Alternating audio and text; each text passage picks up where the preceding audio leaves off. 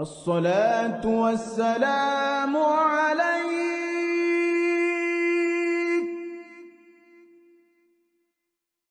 يا إمام المجاهدين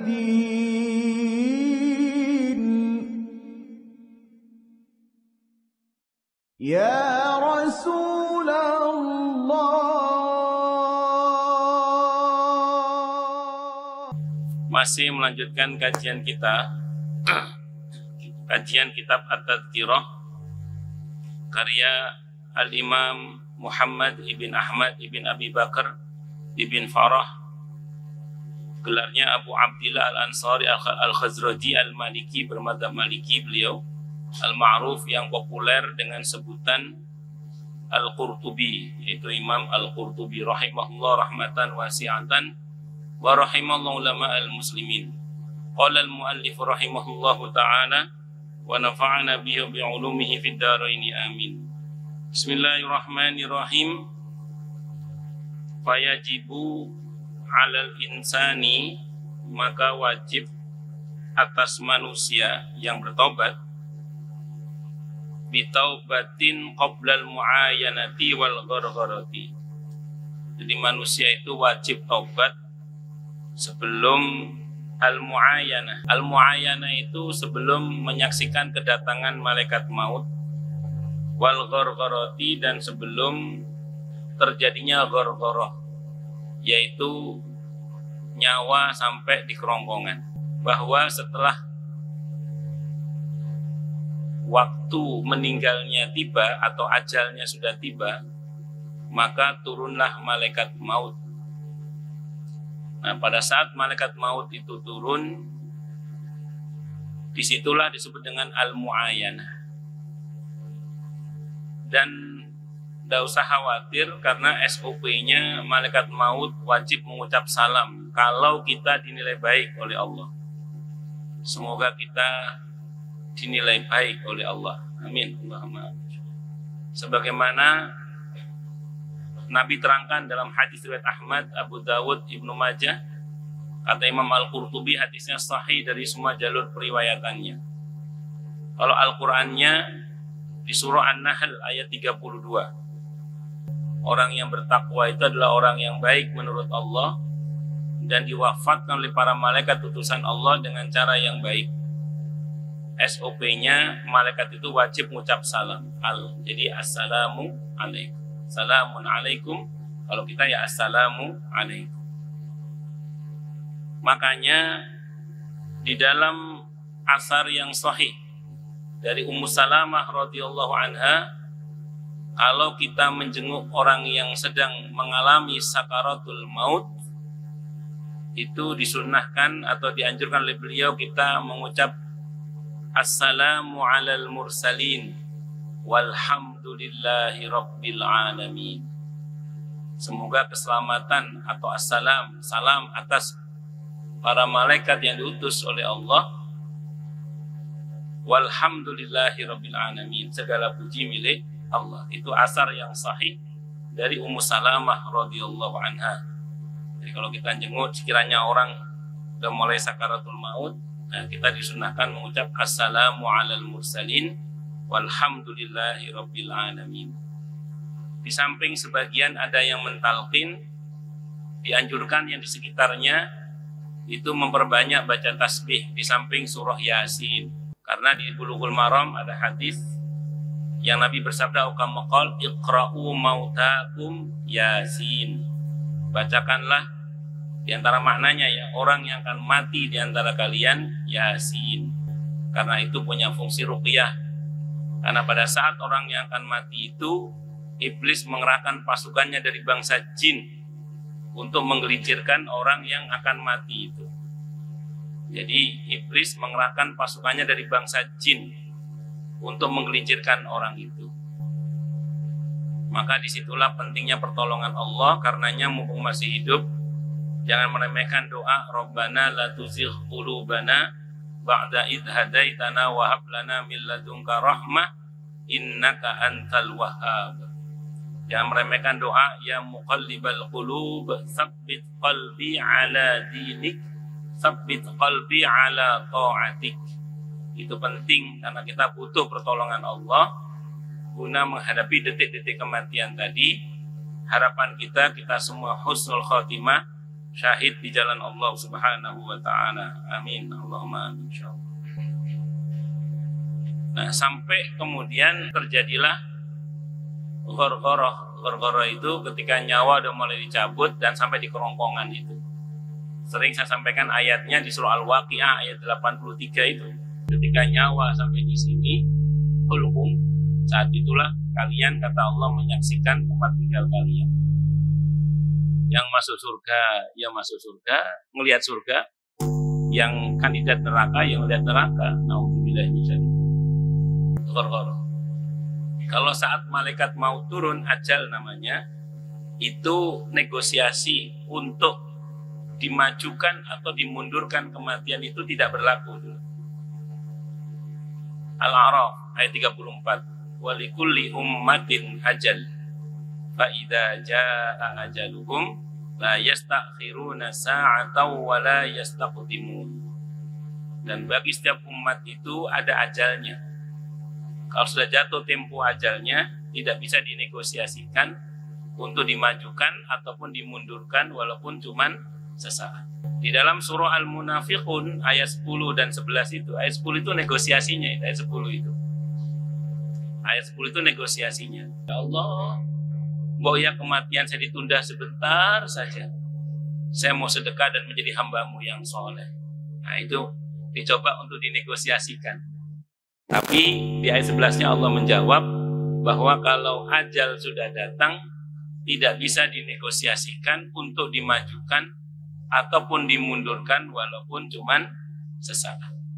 Makanya kalau mau negosiasi dari sekarang. Caranya gimana? Perbanyak tobat tadi. Negosiasi masih berlaku karena ajal belum datang. Jadi selama ajal belum datang, kalau ajal sudah datang, malaikat sudah turun, malaikat sudah datang, apalagi nyawa udah di sini. Nah, itu sudah negosiasi ditutup, sampai sini tobat ditutup. Tidak bisa lagi tobat. Bismillahirrahmanirrahim. Wa huwa makna qaulihi ta'ala. Dan itulah yang dimaksud dengan firman Allah Ta'ala di surah An-Nisa ayat 17 itu. Kemudian mereka bertobat dengan segera. Maksudnya min qarib adalah qoblal maradi wal mauti.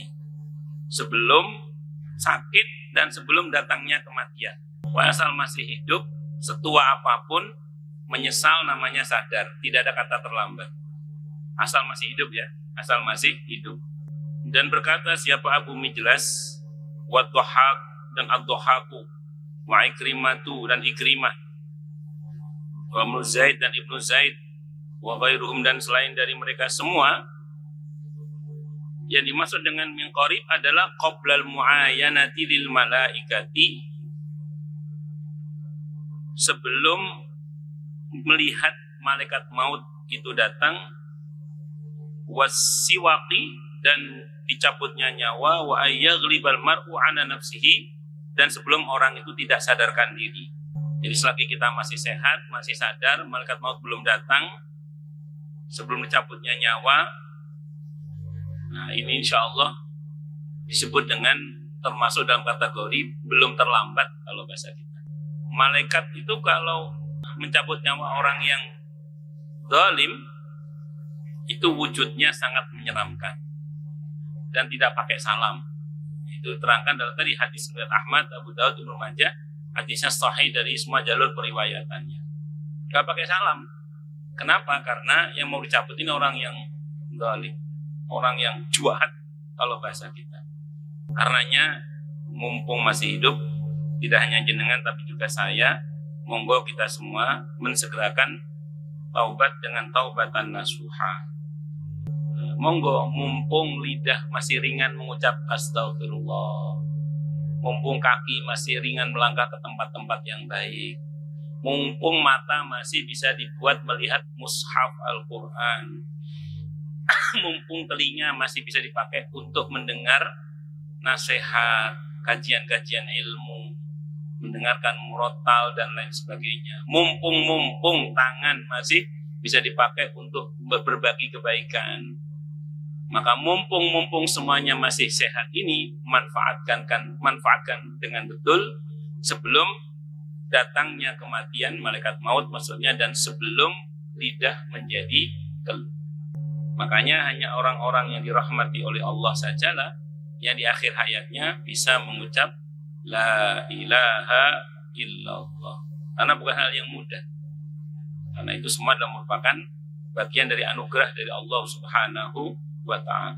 Bersegeralah menutup kemauan nafsu dan syahwatmu. Ditutup untuk ditaklukkan kepada ketuntunan Allah. Karena sesungguhnya menutup kemauan nafsu dan syahwat untuk digunakan taat kepada Allah itu merupakan dukhrun, simpanan, wa ghanimun, kekayaan, lil muni bil muhsini, bagi orang yang mau kembali kepada Allah, yang aktif dalam berbuat baik. Kita hadir di sini ini melawan nafsu kita. Nafsu apa? Nafsu tidur.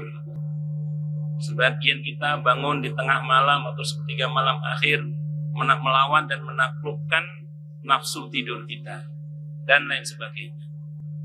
Bahwasanya sah dari seseorang itu taubat di waktu seperti itu, di waktu sebelum terjadinya gharghara.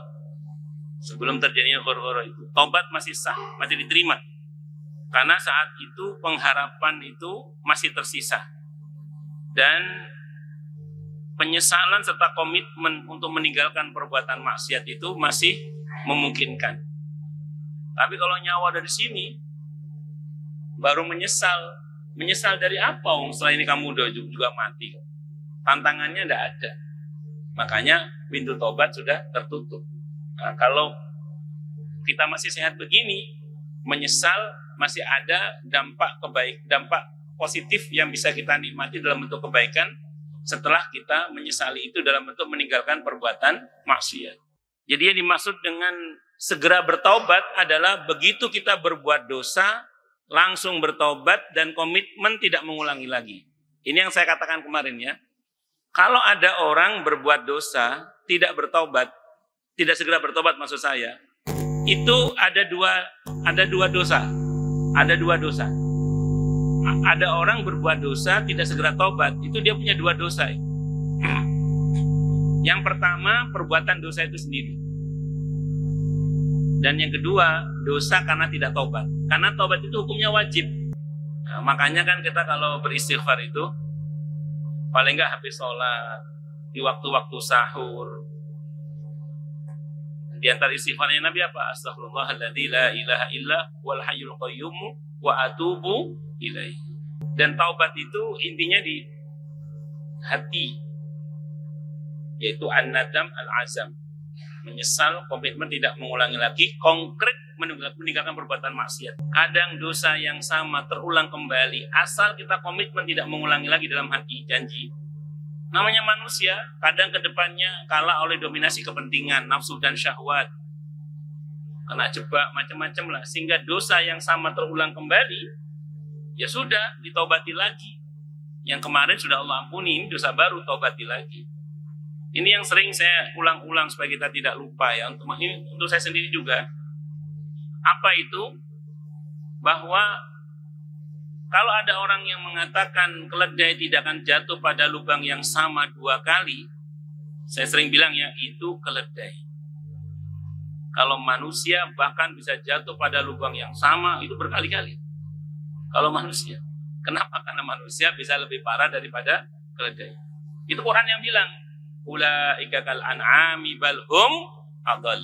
Manusia itu ya oleh parah ya binatang, bahkan lebih parah daripada binatang. Manusia itu mengulang maksiat yang sama, tapi taubat yang pertama itu diterima asal dia jujur dalam hati kepada Allah mengatakan tidak akan mengulangi lagi. Maka rumusnya jangan pernah berhenti bertobat karena banyak maksiat, tapi teruslah bertobat sampai bosan maksiat. Dalam kitab Riyadhus Shalihin ada satu riwayat ketika Nabi berpidato, rawinya Abi Dzar Al-Ghifari radhiyallahu an, kata Nabi kepada para sahabat, tidaklah dicatat sebagai pendosa seseorang yang sehari berbuat dosa 70 kali selama dia masih mau minta ampun kepada Allah, beristighfar minta ampun kepada Allah. bersegera di saat masih sehat untuk bertobat itu lebih utama dan lebih patut untuk mewujudkan apa yang dia angan-angankan dalam bentuk terwujudnya kebaikan-kebaikan, terwujudnya amal soleh. Tapi yang pasti sebelum malaikat maut turun ada malaikat pendahulu yang turun. Nah, itu biar kita persiapan. Kalau yang sampun usia udur, di antara tanda-tanda delegasi malaikat maut turun adalah adanya uban, mulai dikuranginya nikmat. Kalau dulu bangun lancar, sekarang mulai begitu. Nah, itu delegasi malaikat maut. Makan-makan mulai dipilih-pilih, pakai AC masuk angin. Nah, itu tanda-tanda. Itu tanda-tanda. Iblis, qala berkata siapa iblis, bi'izzatika la ufariqu ibna adam ma dama ruhu fi jasadihi. Demi keagunganmu wahai Allah, iblis sangat percaya akan keagungan Allah, kemuliaan Allah. Iblis sangat percaya. Cuman iblis lupa akan maha bijaksananya Allah. Itu diantara kesalahan iblis. Makanya makna ma'rifatullah, kalau sebagian para ulama kita tidak hanya memaknai dengan mengenal Allah, tapi mengenal dan mengerti Allah. Iblis sangat mengenal Allah tapi tidak mau mengerti Allah. Kata iblis, bi'izzatika, demi keagunganmu wahai Allah, la ufariqu ibna Adam, aku tidak akan meninggalkan anak Adam madama ruhu fi jasadihi, selama jasadnya, ruhnya masih berada di jasadnya. Qala Allah Ta'ala berfirman, apa kata Allah dalam riwayat ini? Wa izzati, dan demi keagunganku pula, la uhjibu taubata an ibni Adam, aku tidak akan halangi taubat dari anak Adam, malam taghorghoro nafsuh, selama nyawanya belum sampai di kerongkongan. Wa taubatu fardun al mu'minin, wajib atas setiap mukmin, bittifaqil muslimin, karena dengan kesepakatan kaum muslimin. Di qauli ta'ala, karena adanya firman Allah Ta'ala di surah An-Nur ayat 3 itu, bertobatlah kalian kepada Allah, wahai sekalian orang-orang yang beriman, agar kalian beruntung. Kemudian di surah At-Tahrim ayat 8, ya ayyuhalladzina amanu tubu ilallahi taubatan nasuha. Hei orang-orang yang telah beriman, taubatlah dengan taubatan nasuha, taubat yang semurni-murninya. Ada yang mengatakan nasuha itu nama orang yang pernah mengkhianati Nabi Musa. Dia taubat dengan sungguh, saking taubatnya dengan sungguh-sungguh sampai namanya diabadikan dalam Al-Quran, tubu ilallahi taubatan nasuha. Taubatlah kalian sebagaimana taubatnya nasuha. Ada yang mengatakan seperti, tapi ini pendapat. Tapi makna dasarnya nasuha itu dari kata nasoha sebenarnya. Nasoha itu apa? Iradatul khair ilal ghair, menghendaki kebaikan terjadi pada orang lain. Artinya apa? Kalau udah tobat, bukti dia tobat harus berubah menjadi lebih baik. Walaha, dan bagi taubat ini ada syurutun, beberapa syarat, arbaatun yang 4. Ada 4 syarat kalau kita mau bertobat dengan baik dan benar. Apa itu? Yang pertama, an-nadamu bil qalbi, menyesal dengan hati, menyesal. Kemudian watarkul maksiyati fil hal, konkret meninggalkan maksiat seketika itu juga. Wal azamu ala alla ya'uda ila misliha, dan komitmen tidak mengulangi lagi perbuatan dosa yang serupa. Wa ayyakuna dzalika hayaan minallahi ta'ala, dan adalah semua itu dilakukan karena merasa malu kepada Allah. Wa khaufan minhu la min ghairihi, dan karena takut kepada Allah bukan karena selain Allah. Jadi takutnya kepada Allah dan bukan karena selain Allah. Itu taubat namanya. Kata para ulama, 3 hal ini kalau kita lakukan, walaupun mungkin kita berbuat dosa, Allah tetap mencintai kita. Saya ulang, kata para ulama, 3 hal ini kalau kita lakukan, walaupun mungkin kita berbuat dosa, Allah tetap mencintai kita. Apa 3 hal itu? Yang pertama, alla yaqsida bil maksiyah. Jangan pernah sengaja nyimpan niat untuk berbuat maksiat. Setan menggoda dalam hati kita, yuwaswisu fi sudurin nas, untuk berbuat dosa. Kita lawan, astagfirullah, kita lawan.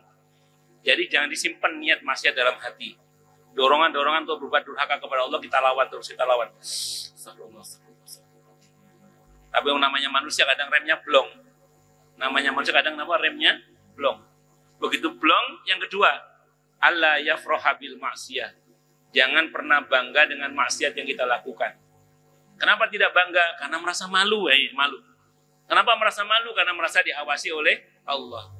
Karena merasa malu, maka yang ketiga muncul apa itu? Ayyasri'a bil istighfar. Segera minta ampun kepada Allah. Segera minta ampun kepada Allah. Kenapa kok tiga hal ini kalau kita kerjakan kata para ulama, kita akan tetap dicintai oleh Allah walaupun mungkin kita berbuat dosa? Kata para ulama, karena ini ciri orang yang bertakwa. Orang yang bertakwa, yang Allah cintai itu, yang Allah muliakan itu di surah Ali Imran ayat 135. Apa kata Allah? Ternyata orang yang bertakwa adalah walladzina idza fa'alu fahishatan aw dzalamu anfusahum dzakarullaha fastaghfaru lidzunubihim dan seterusnya itu. Oh, ternyata orang yang bertakwa itu bukan orang yang tidak pernah berbuat dosa ternyata. Ternyata dia juga mungkin berbuat dosa, tapi begitu berbuat dosa dia ingat akan Allah dan segera minta ampun kepada Allah dengan keyakinan penuh bahwa tidak ada yang bisa mengampuni dosa kecuali Allah dan komitmen tidak mengulangi lagi. Ingat kata-kata tadi ya. Segera ingat akan Allah, segera minta ampun kepada Allah dengan keyakinan penuh bahwa tidak ada yang bisa mengampuni dosa kecuali Allah. Karena termasuk kesombongan seseorang itu kata para ulama adalah ketika dia merasa dosanya begitu banyak sampai dia merasa ragu apakah Allah mampu mengampuni dosanya. Nah, itu sombong gitu. Termasuk orang yang sombong adalah orang yang merasa dosanya begitu banyak sampai dia meragukan kemampuan Allah dalam mengampuni dosanya. Kira-kira Allah bisa ngampuni dosa saya enggak ya? Dosa saya banyak banget. Itu sombong orang kayak gitu. Maka kalau kita minta ampun sama Allah, yakin bahwa Allah berkuasa mengampuni dosa kita. Jangan sampai ada sedikit keraguan dalam hati kita, Allah bisa nggak ngampuni dosa saya? Harus yakin Allah ampuni dosa kita. Terus komitmen tidak mengulangi lagi. Faidah talla syartun min hadi syuruti lam tasih at-taubatu. Jadi kata para ulama, kalau satu saja dari syarat tadi yang 4 itu tidak ada, maka nggak sah taubatnya. Jadi harus 4 itu ada. An-nadam, al-azam, an-nadam menyesal, al-azam komitmen tidak mengulangi lagi, konkret meninggalkan perbuatan maksiat itu, dan segera beristighfar minta ampun kepada Allah karena merasa